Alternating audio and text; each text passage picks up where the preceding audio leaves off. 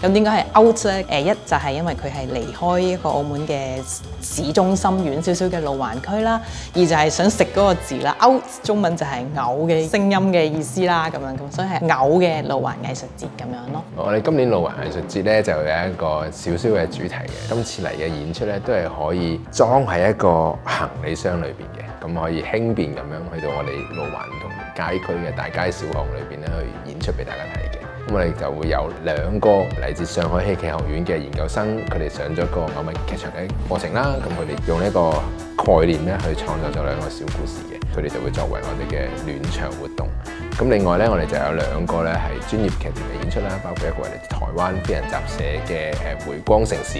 另外一個咧就係嚟自泰國嘅 Talent Show 小丑加啲形體，再加一啲戲偶嘅演出嚟嘅。另外咧，我哋仲有一個跨年嘅讀書會嘅，呢個咧係我哋第2次喺路環藝術節裏邊咧就有呢個活動，基本上由夜晚嘅9點幾開始，跌到第2年嘅凌晨3點幾啊，好踴躍大家。呢個藝術節咧，我哋嘅定位咧係，如果有一啲科門一啲正式一啲藝術節咧，我哋會叫佢做太陽神系列。咁我哋咧就屬於酒神系列嘅，會 chill 啲啊，relax 啲啊咁樣。所以我哋個藝術節咧會好社區啦，觀眾係會遊走喺我哋成個路環嘅市區嗰度啦。我哋希望將藝術變成你路過都會遇到嘅事。路環似乎對於大家嘅印象嚟講，應該就係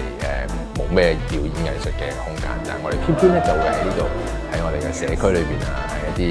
教堂啊，例如係或者係我哋一啲老街坊嘅屋企啊，一啲社區會堂啊，或者我哋自己嘅戲偶館啊咁樣，我哋就會突然之間會有啲演出俾佢哋睇，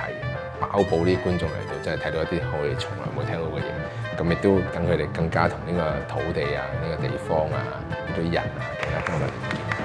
最深刻嘅話咧，其實就係泰國 Talent Show 嗰個演出咯。佢係集合街頭演出啦，一啲默劇嘅肢體嘅動作啦，咁亦都有物件偶啦，同觀眾嘅互動係做得好好啦，係一個好難得同埋好好睇嘅演出。